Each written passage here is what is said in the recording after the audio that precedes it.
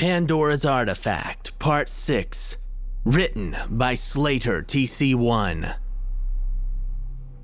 It's funny, really.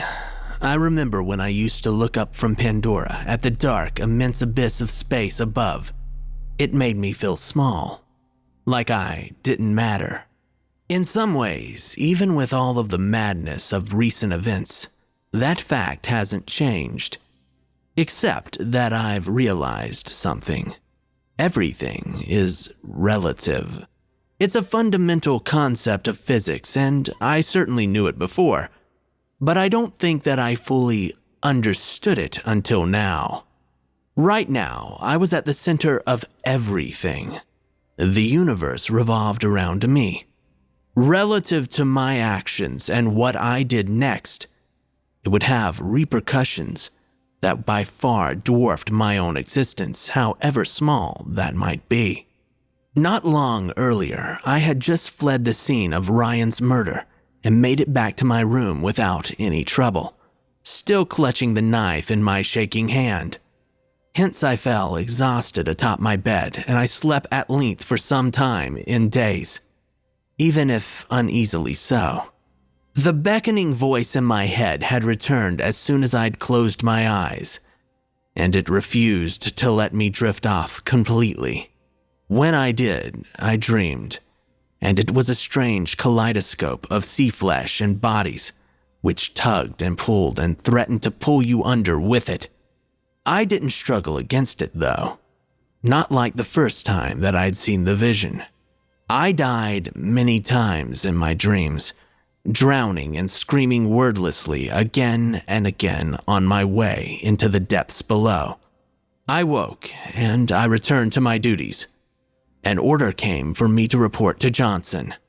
So I arrived at the office and saw Johnson and that man, Bracknell, talking heatedly. "It's gotten far worse, sir," Bracknell was speaking. "Over the last 24 hours, we've had masses of them gathering outside the headquarters, trying everything to get in. That is at all three north, south, and east entrances. From the security cameras, we are able to discern these crowds number in the hundreds. I placed extra personnel to guard the doors, and I've set up a rotation amongst the men." "Are you telling me that we've been breached?" Johnson asked quietly. "No, sir, but," Bracknell continued undaunted, "a few hours ago, they went quiet.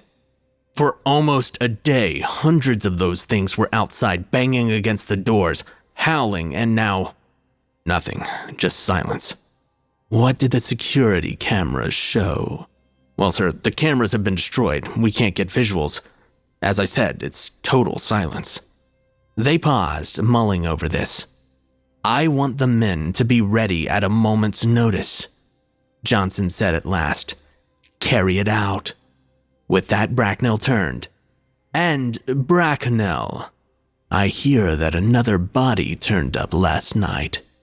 Chalk this one up to suicide. This has become a worrying occurrence lately, and I don't want the men knowing that they might get murdered in their sleep." He ended and said, "Come in," to me, and it made me jump. I hadn't realized that he'd known that I was there. "Sit down," he ordered. I sat, and he gave me a long look, then reached under his desk and withdrew a crystal bottle. He unscrewed the cap and began pouring 2 glasses. He pushed one at me. "Things are not going according to plan," he said as he downed his glass and then set it on the table and wiped his forehead. His sweat was palpable. "Escape from Pandora at this point is not an option. I'm afraid that—" He began, and I already knew what he was going to say next. "The truth is, we're all going to die here." At this, he looked at me and searched my expression. I suppose that he must have expected me to be depressed by the news. It seemed distant to me, though, as if I was an observer on some tragedy. It was utterly terrible, but of no concern to me.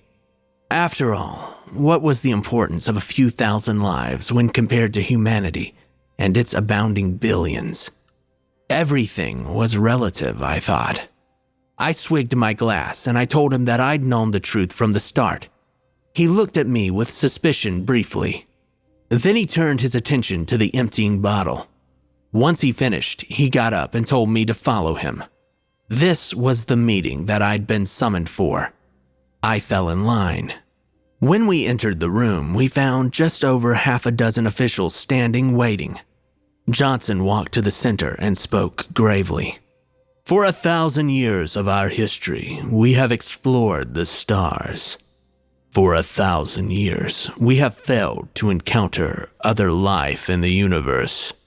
This is our longest unanswered question. It is the Fermi paradox. Unanswered. Until now. Some of you may have been questioning my judgment, but the time of questioning is over. We have run out of options, and we have run out of time. If this thing falls into humanity's hands, it will surely annihilate them, like it did those who came before us. We cannot allow that to happen. There is only one option available to us.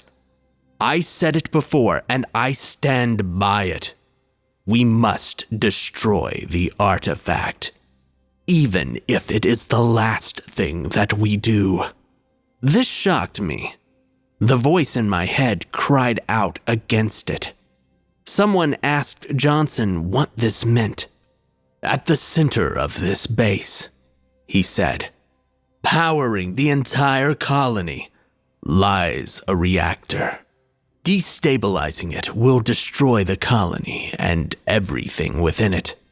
That alien thing will be obliterated forever. Although we will all die, he confessed. I began backing away from the crowd. Another accused him of rumors of his madness being true. I can't do it myself, Johnson replied, his voice cracking. I need your help. We have to. Uneasy murmurs spread through the crowd.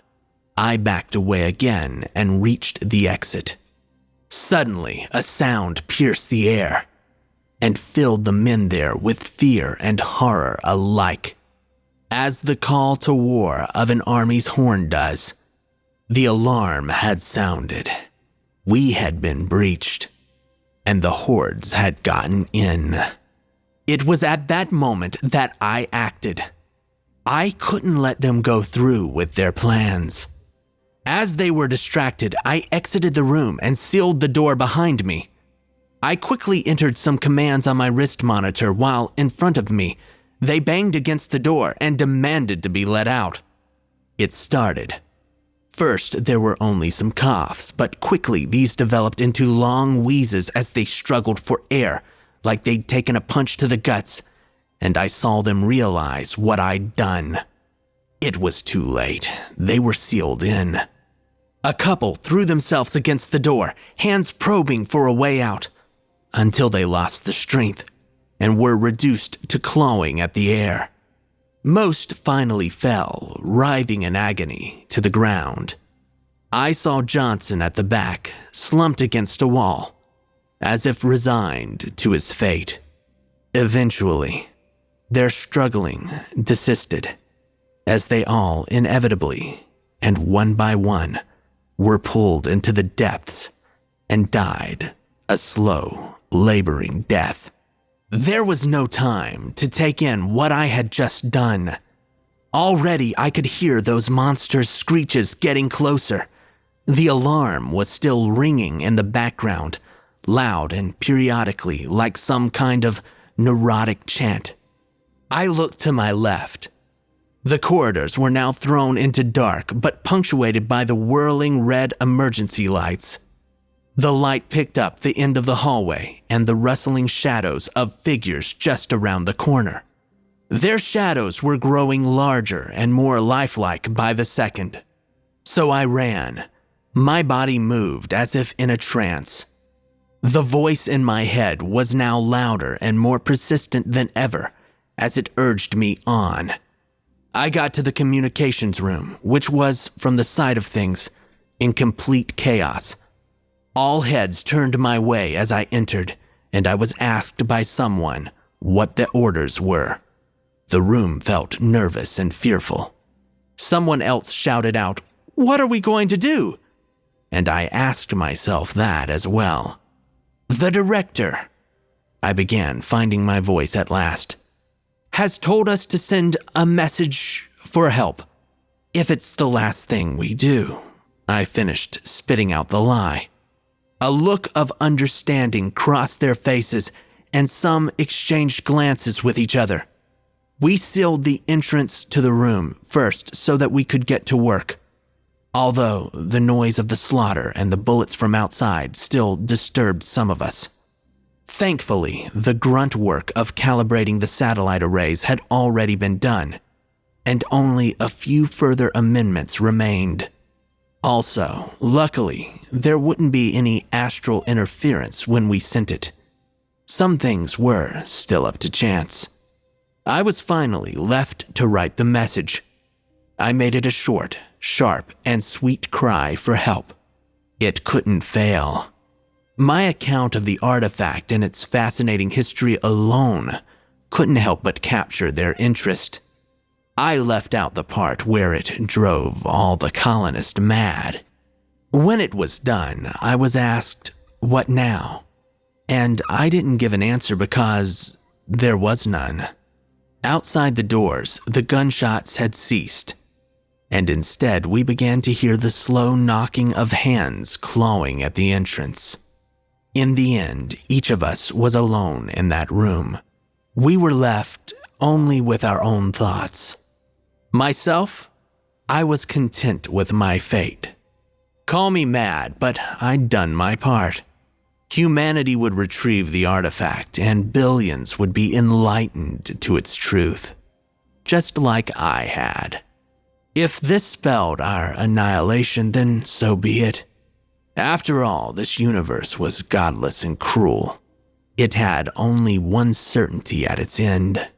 Yet still, now that the voices had all but left me, I began to feel uncertain and ever so slightly scared.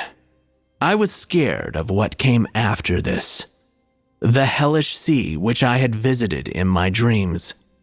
Despite myself, I found myself drawn to the window, whose opening looked out into space, up at an awful blotted blackness which stretched on infinitely. I knelt beneath it. I knelt, and I waited, and I prayed for the end.